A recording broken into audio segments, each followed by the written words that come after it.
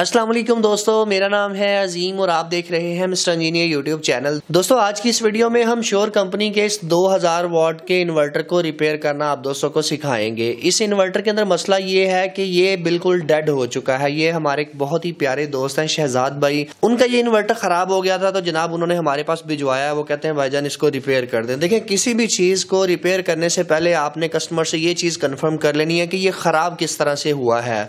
अब जिन भाई का ये इन्वर्टर है उनका ये कहना है कि इसके ऊपर एक डीप फ्रीजर बेहतरीन तरीके से काम कर रहा था।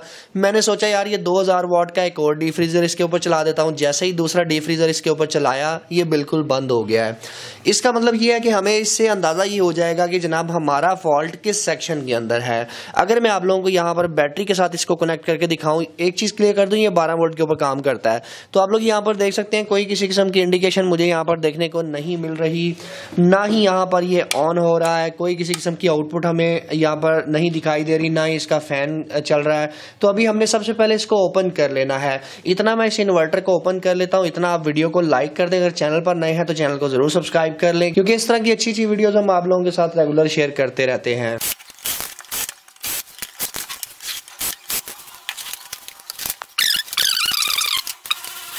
दोस्तों जैसा कि आप लोग यहाँ पर देख सकते हैं कि हमने अपने इन्वर्टर को ओपन कर लिया है। इस डिस्प्ले यूनिट को आपने एहतियात से उतारना है। इसके बाद जनाब बारी आ जाती है अभी इसके ऊपर कुछ कंपोनेंट्स को टेस्ट करने की। दोस्तों जैसा कि आप लोग जानते हैं कि मैं अपनी ऑलमोस्ट सभी रिपेयरिंग की वीडियोस के अंदर ये कहता हूं कि भाई किसी भी चीज़ को रिपेयर करने से पहले उसको फिजिकली टेस्ट कर लिया करें कि उसके अंदर कहीं पे कोई आपको फॉल्ट नज़र तो नहीं आ रहा, कोई चीज़ ख़राब हुई हो, कोई कंपोनेंट जला हुआ नज़र तो नहीं आ रहा आपको। अगर आपको कोई कंपोनेंट जला हुआ नज़र आ रहा है वहीं से ही आपको फॉल्ट का अंदाज़ा हो जाता है। अब चूंकि हमारे इस केस में मुझे कहीं पर भी कोई किस्म की बर्निंग नजर नहीं आ रही, तो इसका मतलब यह है कि मुझे इसको मल्टीमीटर से टेस्ट करना पड़ेगा कि भाई फॉल्ट किस सेक्शन के अंदर है। जैसा कि वीडियो के शुरू में ही मैंने आपको बताया था कि फॉल्ट जो है वो आउटपुट के सेक्शन में है, यानी कि ओवरलोड होने की वजह से इस इन्वर्टर में ये मसला आया है। तो हमने आउटपुट की एफईटीज को भी टेस्ट करना है और इनपुट के ऊपर जो बैटरी के ऊपर एफईटीज लगी हुई हैं उनको भी टेस्ट करना है। इसके अलावा इन डायोड्स को भी हम चेक कर लेंगे। अच्छा, अगर आपके सामने कस्टमर खड़ा हुआ हो, आपने ये चेक करना हो कि भाई किस सेक्शन के अंदर फॉल्ट हो सकता है, तो वो भी बड़ा आसान तरीका है। आपने अपने मल्टीमीटर को बजर की रेंज के ऊपर सेलेक्ट करना है। आप इन्वर्टर खोले बगैर भी इस चीज का अंदाजा लगा सकते हैं कि बैटरी वाली साइड की एफईटीयां सही हैं या खराब हैं। प्लस के ऊपर प्लस को लगाएं और माइनस के ऊपर माइनस को लगाएं। अगर तो ऐसे लगाने से कोई बजर वगैरह बोल रही है और फिर उल्टा के लगाने से भी बजर बोल रही है, तो इसका मतलब यह है कि आपकी डीसी साइड की एफईटीयां खराब है। अब देखिए मैंने उल्टा के लगा रहा हूं तो बेहतरीन तरीके से बजर आ रही है। अगर सीधा करके लगाता हूं तो कोई किसी किस्म की हमें बजर दिखाई नहीं दे रही, तो इसका मतलब ये है कि हमारी डीसी साइड की एफईटीयां बिल्कुल ठीक है। हमें आउटपुट वाली साइड को चेक करना पड़ेगा। ये एक आसान सा कुलिया है किसी भी इन्वर्टर की डीसी साइड एफईटीयों को चेक करने का।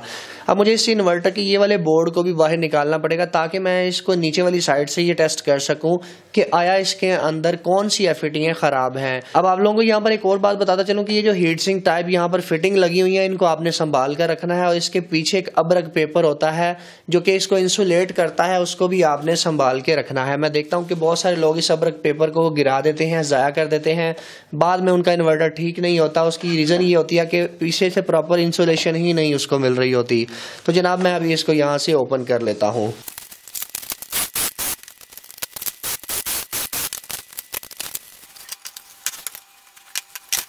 दोस्तों जैसा कि आप लोग यहाँ पर देख सकते हैं कि हमने इसके बोर्ड को बाहर निकाल लिया है। अभी हमने ये चेक करना है कि फॉल्ट किस एफईटी के अंदर आया है। जैसा कि हम पहले भी इसका जिक्र कर चुके हैं कि फॉल्ट आउटपुट के सेक्शन में है, तो आउटपुट की एफईटीज का कैसे पता चलेगा, क्योंकि इसके अंदर काफी सारी एफईटीज लगी हुई हैं। जो कारीगर दोस्त हैं उनको तो पता होता है कि आउटपुट का सेक्शन कौन सा है और इनपुट का कौन सा है। तो यहाँ पर बताता चलूँ जो नए दोस्त हैं उनके लिए ये चीज है कि जो ये बड़े साइज की एफईटियां होती हैं, जो ये आउटपुट की वायर के बिल्कुल साथ लगी होती हैं, वो आउटपुट सेक्शन की एफईटीज होती हैं। और ये वाली साइडों के ऊपर जो एफईटीज लगी होती हैं ये इनपुट साइड की एफईटीयां होती हैं, जो कि डीसी बैटरी वाली साइड को बूस्टर साइड के ऊपर लगी होती हैं। और यहाँ पर 2 डबल डायोड भी लगे होते हैं। अब हमने इनको चेक करना है। आपने एक दफा सभी को बारी बारी चेक करना है, मगर जो फॉल्ट है वो आउटपुट के सेक्शन में है, तो हम इधर से शुरू करेंगे। देखिए एफईटी को चेक करने का सबसे आसान तरीका यह है कि मीटर को बजर की रेंज के ऊपर सेलेक्ट करें और मीटर को एफईटी की तीनों टांगों के ऊपर लगाएं। यानी कि पहले आपने एक प्रॉप को कॉमन कर लेना है, दूसरी प्रॉप को आपने इसकी FAT की दूसरी लेग के ऊपर लगाना है, फिर दूसरी के ऊपर लगा के देखना है। बजर की आवाज़ नहीं आपको आनी चाहिए। अगर तो आपको बजर की आवाज़ सुनाई दे रही है तो इसका मतलब ये है कि आपकी उस FAT के अंदर कोई फॉल्ट आ चुका है, आपको FAT रिप्लेस करनी पड़ेगी। तो जनाब आप लोग यहाँ पर देख सकते हैं कि हम इन दोनों FATs को चेक कर चुके हैं, अभी तक कोई किसी किस्म की मुझे बजर की आवाज़ सुनाई नहीं दे रही। अब तीसरे नंबर वाली FAT को चेक करता हूँ तो यहाँ पर भी मुझे कोई किसी किस्म की बजर नहीं सुनाई दे रही। अलबत्ता थोड़ी बहुत रीडिंग ज़रूर देखने को मिल रही है जो कि एक्सेप्टेबल है।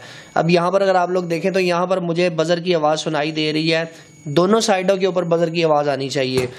जैसा कि आप यहाँ पर देख सकते हैं कि मैं मीटर की अगर एक प्रॉप को कॉमन करता हूँ ब्लैक को और इन दोनों के साथ लगाता हूँ तो दोनों के साथ बजर की आवाज़ सुनाई दे रही है। अगर मैं इस रेड को कॉमन कर लेता हूँ और फिर इसके साथ लगाता हूँ तो आप लोग यहाँ पर देख सकते हैं दोनों साइडों में मुझे बजर की आवाज़ सुनाई दे रही है। इसका मतलब यह है कि मुझे ये वाली FAT को रिप्लेस करना पड़ेगा, इसको बाहर निकालना पड़ेगा, इसके अंदर फॉल्ट आ चुका है। अब यहाँ पर ये 2 डबल डायोड लगे हुए हैं, कुछ लोग इसको देख के कन्फ्यूज हो जाते हैं, साइडों में लगाते हैं तो आवाज़ आती है, सेंटर में लगाते हैं तो आवाज़ नहीं आती। तो यहाँ पर कन्फ्यूजन हो जाती है कि यार ये ख़राब है या ये सही है। तो ये जो डबल डायोड होता है इसकी दोनों साइडें आपस में शॉर्ट होती हैं, इसको आपने चेक करते वक्त ये चीज़ ज़रूर देख लेनी है। इसके अलावा मैं इन सभी FAT DC साइड वाली को भी चेक कर लेता हूँ, फिर इसके बाद हम इस FAT को बाहर निकालते हैं। DC साइड की FAT को चेक करने का भी सेम वही तरीका है कि बजर की आवाज़ भाई आपको नहीं सुनाई देनी चाहिए। वैसे तो FAT को टेस्ट करने के बहुत सारे प्रोफेशनल तरीके हैं जो कि मैं इंशाल्लाह वक्तन फ़वक्तन आपके साथ शेयर करता रहूँगा, मगर मैं ये आसान तरीका आप लोगों के साथ इसलिए शेयर कर रहा हूँ क्योंकि बहुत सारे दोस्त हमारे इस फील्ड के अंदर अनाड़ी होते हैं, उनको इस चीज़ का नहीं पता होता कि भाई किस तरह से FAT को चेक किया जाता है। तो ये सबसे आसान तरीका है कि बजर के ऊपर रख के आप इसको टेस्ट कर लें। ये कोई प्रोफेशनल तरीका तो नहीं है मगर इससे काफ़ी हद तक आप फॉल्ट को क्लियर कर लेते हैं। अब कुछ दोस्त यहाँ पर ये भी कंफ्यूज होते हैं कि एक साइड से बजर की आवाज़ आ जाती है तो दूसरी साइड से नहीं आती, तो वो समझते हैं कि यार इसमें भी फॉल्ट आ सकता है। तो ऐसा नहीं है, आपने ये चीज़ को ज़रूर देख लेना कि अगर एक साइड से बजर की आवाज़ सुनाई दे रही है तो कोई इशू नहीं है, दोनों साइडों से बजर की आवाज़ सुनाई नहीं देनी चाहिए। अब चूंकि DC साइड की सारी FATs बिल्कुल ठीक हैं, हमें जो AC साइड की ये जो आउटपुट साइड की FAT है इसको निकालना पड़ेगा। तो मैं काविये को जल्दी के साथ गर्म कर लेता हूँ और यहाँ पर हम इसको बाहर निकाल लेते हैं। दोस्तों यहाँ पर इस FAT को रिमूव करने के बहुत सारे ऐसे तरीके हैं जो कि मैं पहली वीडियोज़ के अंदर आप लोगों के साथ शेयर कर चुका हूँ, मगर ये वाला जो तरीका है ये आज नया तरीका आपके साथ शेयर करने वाला हूं, जिसमें जनाब हम मैकेनिक कंपनी के इस डीसोल्डरिंग वायर को इस्तेमाल करेंगे जिसे हम अपनी जुबान में शील्ड वायर का नाम देते हैं। ये बहुत ही कमाल की चीज़ है। अगर आपने किसी भी PCB के ऊपर से एक्स्ट्रा सोल्डर को उठाना हो, किसी भी कंपोनेंट को रिमूव करना हो तो आप इसका इस्तेमाल ज़रूर करें। ये नए दोस्तों के लिए जो इस फील्ड के अंदर नए हैं या रिपेयरिंग का काम करते हैं उनके लिए एक नायाब चीज़ है। इस वीडियो के अंदर ये जो प्रोडक्ट इस्तेमाल हो रही है मैं सबका लिंक डिस्क्रिप्शन में दे दूंगा, आप smarteshop.pk से जाके इसको परचेज कर सकते हैं। अभी आप इसका कमाल देखिएगा, मैं आप लोगों को काविये की मदद से FAT को रिमूव करके दिखाता हूँ। दोस्तों हमारा काविया जो है वो हीट अप हो चुका हुआ है। आपने FAT को रिमूव करने से पहले उसके ऊपर थोड़ा सा सोल्डर लगा लेना। ये इसलिए लगाना जरूरी होता है ताकि नीचे वाले सोल्डर को आसानी से हटाया जा सके। ठीक है जी, सोल्डर को लगा लेने के बाद अब आपने करना ये है कि डी सोल्डरिंग वायर को इसके ऊपर रख के ऊपर काविये को चला देना है। काविये को चलाने से मुराद के इसके साथ काविये को अटैच कर देना है। जो एक्स्ट्रा सोल्डर होगा वो इसके सरफेस के ऊपर आ जाएगा। आप लोग यहाँ पर देख सकते हैं ये जो शील्ड वायर है जो कॉपर की होती है इसके ऊपर से एक्स्ट्रा सोल्डर को उठा लेगी। दोबारा से देखें कि मैं पहले इस शील्ड वायर को थोड़ा सा गर्म करता हूँ इसके ऊपर रख के, तो ये ऑटोमेटिक एक्स्ट्रा सोल्डर को ऊपर की तरफ उठा लेगी। अब ये जो एक्स्ट्रा सोल्डर है इसको आपने कुछ इस तरह से साफ करना है कि हल्का सा ऐसे नीचे की तरफ इसको पुश करना है ताकि इसके ऊपर जो एक्स्ट्रा सोल्डर लगा हुआ है वो नीचे उतर सके। तो ये तरीका कार होता है। इसके साथ आपने इसको डी सोल्डरिंग करने का, यानी कि किसी भी FAT को हटाने का किसी भी बोर्ड से। आवाज़ के अंदर आप लोगों को थोड़ा सा फ़र्क सुनाई दे रहा होगा, मौसम की तब्दीली की वजह से गला साथ नहीं दे रहा, जिसकी वजह से प्रॉपर वीडियोस भी नहीं डाल पा रहे। तो जनाब आपने इसको कुछ इस तरह से हीट अप करके ब्रोजे का इस्तेमाल करके एक्स्ट्रा सोल्डर को उठा लेना है। वेल जी दोस्तों, इस FAT को तो हमने रिमूव कर लिया है। अब हमने इसको दोबारा से एक दफ़ा टेस्ट करना है। उसकी वजह यह है कि कई दफ़ा कंपोनेंट बिल्कुल ठीक होते हैं, बोर्ड में आगे कहीं पे फॉल्ट होता है जिसकी वजह से FAT भी ख़राब शो करती है। तो मैं एक प्रॉप को यहाँ पे कमेंट कर लेता हूँ। तो आप लोग यहाँ पर देख सकते हैं कि एक साइड से बजर आ रही है। अगर मैं इसको उल्टा के लगाता हूँ तो यहाँ पर भी मुझे बजर की आवाज़ सुनाई दे रही है। इसका मतलब ये है कि हमारी FAT बिल्कुल ख़राब हो चुकी है। इस FAT का जो नंबर है वो 24N50 है। आप इसकी जगह पे इसका मुतबादल भी 25N50 भी लगा सकते हैं, और भी काफ़ी इसके मुतबादल आते हैं वो आप इसके ऊपर लगा सकते हैं। तो मैं जनाब इसको मार्केट से परचेज कर लेता हूँ, फिर हम इसको इसके अंदर डाल के दोबारा आप लोगों को दिखाते हैं कि हमारा इन्वर्टर ठीक होता है कि नहीं। प्यारे दोस्तों, जैसा कि आप लोग यहाँ पर देख सकते हैं कि हम सेम नंबर की FAT मार्केट से ले आए हैं। अभी मैं इसको यहाँ पर इंस्टॉल कर देता हूँ। कोशिश करें अगर आपको सेम नंबर मिल जाए तो वो ज़्यादा बेहतर है। अभी दोस्तों हम इस इन्वर्टर को चेक कर लेते हैं। इसको पावर देके 12 वोल्ट की सप्लाई देके मैं इसको टेस्ट कर लेता हूँ। जैसे ही मैं इसको यहाँ पे कनेक्ट करता हूँ, बटन को मैं यहाँ से ऑन ऑफ करता हूँ, मुझे किसी किस्म की बजर की आवाज़ सुनाई नहीं दे रही। और अगर हम वोल्टेजेस की टेस्टिंग करते हैं तो यहाँ पर आउटपुट के ऊपर हमें बिल्कुल 0 वोल्ट दिखाई दे रहे हैं। अब यहाँ पर एक नया बंदा कंफ्यूज हो जाता है जो इस फील्ड के अंदर नया है। इन चीज़ों को आपके सामने दिखाने का मकसद ही ये है कि ताकि हम आप लोगों को प्रॉपर एजुकेट कर सके। अब एक कारीगर बंदे को तो पता होता है कि भाई किस सेक्शन के अंदर फॉल्ट है, मुझे उस सेक्शन को चेक करना है। नए बंदे के लिए ये थोड़ा सा मुश्किल होता है। हमने जो खराब चीजें थी वो भी इसके अंदर डाल दी हैं। अभी इसको ऑन होना चाहिए था, ये क्यों नहीं हो रहा, यहाँ पे बंदा कंफ्यूज हो जाता है। देखें, जब आपके इस इन्वर्टर के अंदर पावर नहीं आ रही तो आपने बैटरी साइड के वोल्टेजेस को चेक करना है। तो मैं इसको जनाब डीसी वोल्टेज के ऊपर रख लेता हूँ, डीसी 20 वोल्ट के ऊपर। यहाँ पर देखें बैटरी के ऊपर हमारे पास प्रॉपर वोल्टेज आ रहे हैं। अभी हम आगे ये जो फ्यूज लगे हुए हैं यहाँ पर चेक कर लेते हैं कि क्या यहाँ पर वोल्टेजेस आ रहे हैं। ठीक है जी, यहाँ तक आ रहे हैं। अगर मैं यहाँ पे चेक करता हूँ तो यहाँ पर हमारे पास वोल्टेजेस नहीं आ रहे। इसका मतलब ये है कि मुझे ये दोनों साइड पे लगे हुए फ्यूजेस को चेक करना पड़ेगा जो कि प्लस पॉइंट के साथ लगे होते हैं। मैं पहले बैटरी को डिस्कनेक्ट कर लेता हूँ, मीटर को मैं बजर की रेंज के ऊपर रख देता हूँ। इसके बाद इस बोर्ड को उल्टाकर इसको पीछे से चेक करता हूँ कि आया हमारे ये जो दोनों फ्यूज लगे हुए हैं ये ठीक हैं कि नहीं। तो देखें यहाँ पर बजर की आवाज़ आ रही है आप लोगों को। तो मैं जनाब यहाँ पे कनेक्ट करता हूँ। ये तीनों फ्यूज जो है ना, 3 फ्यूज है एक पैरेलल में होते हैं, दूसरे 3 फ्यूज दूसरे पैरेलल में होते हैं। यहाँ पर देखिए ये तीनों फ्यूज बिल्कुल ओके हैं।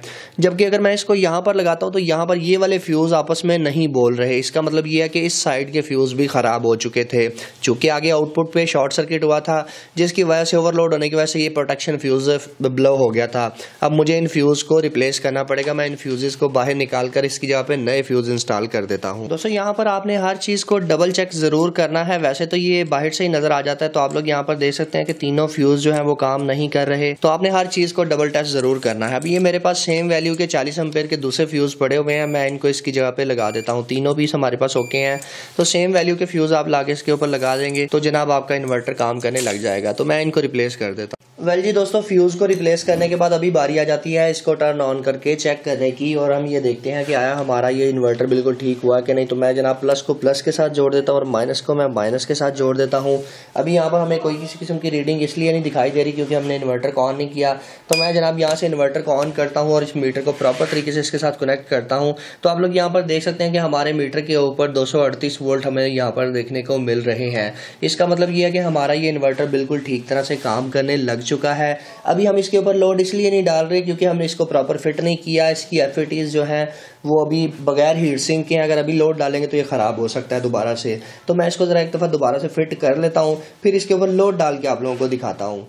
दोस्तों जैसा कि आप लोग यहाँ पर देख सकते हैं कि मैंने इसको फिट कर दिया है। इसके ऊपर 100 वाट का एक बल्ब लगाया है। बैटरी चूंकि हमारी छोटी है, बैटरी लो होने की वजह से एरर की इंडिकेशन यहाँ पर आ सकती है। अलबत्ता हम इसके आउटपुट को चेक कर लेते हैं। यहाँ से मैंने इन्वर्टर को ऑन कर दिया। आप लोग यहाँ पर देख सकते हैं कि हमारा इन्वर्टर बिल्कुल ठीक हो चुका है। ये एरर इसलिए आ रहा है क्योंकि बैटरी लो है। तो बैटरी जब आप बड़ी लगाएंगे तो ये एरर भी क्लियर हो जाएगा। सो फाइनली दोस्तों आज की वीडियो यहीं तक थी। उम्मीद करते हैं आप दोस्तों को पसंद आई है। अगर आप लोगों को आज की वीडियो पसंद आई है तो इस वीडियो को लाइक ज़रूर कर दीजिएगा और कमेंट सेक्शन में हमें ये ज़रूर बताइएगा कि वीडियो आपको कैसी लगी है। अपना बहुत सा ख्याल रखिएगा, अपनी दुआ में याद रखिएगा। अल्लाह हाफिज़। पाकिस्तान जिंदाबाद।